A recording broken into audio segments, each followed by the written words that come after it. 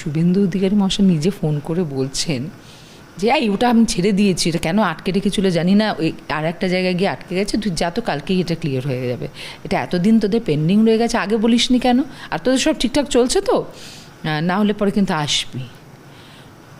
তো I was so জ্যাপড, আমার মনে হয়েছিল যে এটা কি মানে তৈরি করা চিত্রনাট্য, আমি অনেক দিন নিজেকে এটা বিশ্বাস করাতে পারিনি যে দিস রিয়েলি ওয়াজ হ্যাপনিং। ছাত্র নেতা মুখ ধুচ্ছে বিসলেরির বোতল দিয়ে, জল দিয়ে, খুব ভালোভাবে জানে যাদের এতগুলো করে হোটেল হয়েছে। মানে আমি তো দেখো, আমি না এসএফআইকে একদিনের জন্য 1 টাকাও চাঁদা দিইনি, কিন্তু এসএফআই এর ছেলেগুলোকে দেখতাম যে ওই 1 টাকা নেওয়ার জন্য কিন্তু ওরা ওদের আদর্শের একটা এক্সপ্লানেশন দিত, যে এইটা দিলে, এইটা দিতে তোমার কি অসুবিধা, এইটা ভালো লাগতো।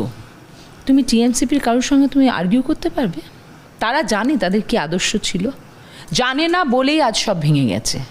যদি আদর্শের ভিত্তিতে রাজনৈতিক দল করতে যেত না, তাহলে আজকে যে কুনাট্যটা আমরা দেখছি এটা হতো না মৌমিতা। এবং আমি সত্যি অবাক হয়ে যাচ্ছি যে ক্ষমতার মানে আমরা সে বলতাম না যে ইটস সো ইনটক্সিকেটিং, যে এক মুহূর্ত ছেড়ে থাকতে পারছে না বলে কত রকম দল কত রকম চিহ্নের কাছে ঘুরে ঘুরে বেড়াচ্ছে বাটি নিয়ে, যে আমাকে নাও আমাকে নাও। এটা কি মানুষের ম্যান্ডেট একটা দলের জন্য পেলাম, তা কারুকে সামনে রেখে পেলাম, কোনো এজেন্ডা সামনে রেখে পেলাম, আর আজকে শুধু ক্ষমতায় টিকে থাকার জন্য বা করাপশন থেকে বাঁচার জন্য এর কাছে ছুটছি তার কাছে ছুটছি। Just and trust me, I don't have any sympathy for Mamata Bandyopadhyay আর অভিষেক বন্দ্যোপাধ্যায়। তার কারণ হচ্ছে যে যারা দল চালিয়েছেন তারা যদি না জানেন যে তাদের সহকর্মীরা কি, তারা সহকর্মী না স্তাবক, তারা হাতে ঘিয়ের বাটি নিয়ে আর একটা হাতে ছোরা রাখছেন কিনা যদি না খবর রাখেন, তাহলে কিসের লিডার, কিসের লিডার? এই কথাগুলো তো আমরা জানতাম।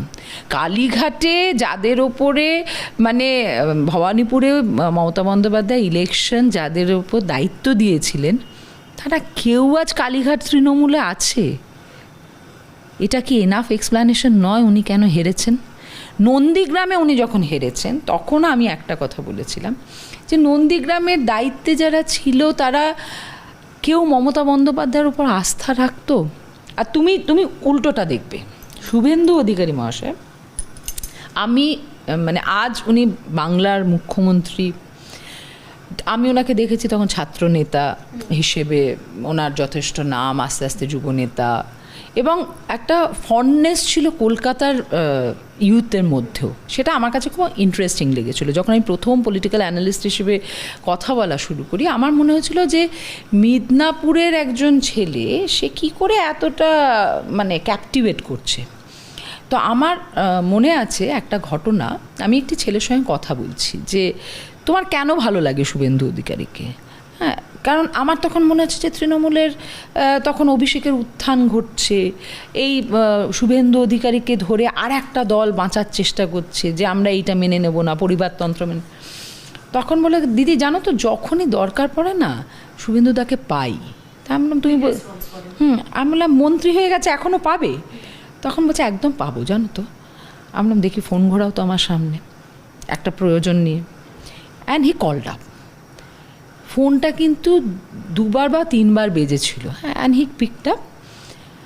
আমার অবাক লাগলো যে দক্ষিণ 24 পরগনার ছেলেটি তার জায়গাটা বলছে এবং উনি রিলেট করছেন যে হ্যাঁ তুই তো এসছিলি, হ্যাঁ কী ব্যাপার, ওটা হয়নি এখনও, আচ্ছা ঠিক আছে আমি 5 মিনিট পরে ফোন করছি, এবং এই ফোনটা রেখে দেয়। তা আমার যা এক্সপিরিয়েন্স ভাই, আমি তো আমার এত নেতামন্ত্রী দেখেছি, আমি বলছি এই 5 মিনিট পরে আর ফোনটা আসবে না গো। 3 মিনিট পরে ফোনটা বেজে দেখছি শুভেন্দু অধিকারী মহাশয় নিজে ফোন করে বলছেন যে ওটা আমি ছেড়ে দিয়েছি, এটা কেন আটকে রেখেছিল জানি না, ওই আর একটা জায়গায় গিয়ে আটকে গেছে, তুই যা তো কালকেই এটা ক্লিয়ার হয়ে যাবে, এটা এতদিন তোদের পেন্ডিং রয়ে গেছে, আগে বলিসনি কেন, আর তোদের সব ঠিকঠাক চলছে তো, না হলে পরে কিন্তু আসবি।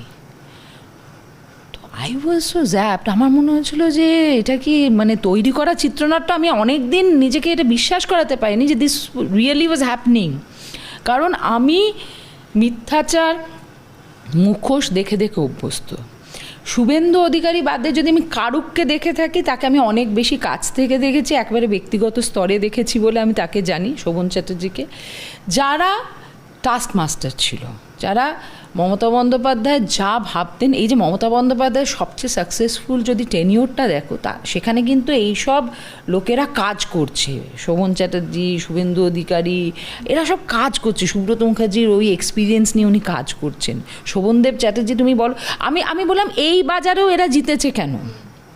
কোনো স্পেশাল কমিউনিটি ভোট দেয়নি, একটা জায়গায় কোনো তোষণের জন্য জিতেছে কারণ মানুষের সঙ্গে সংযোগ আছে।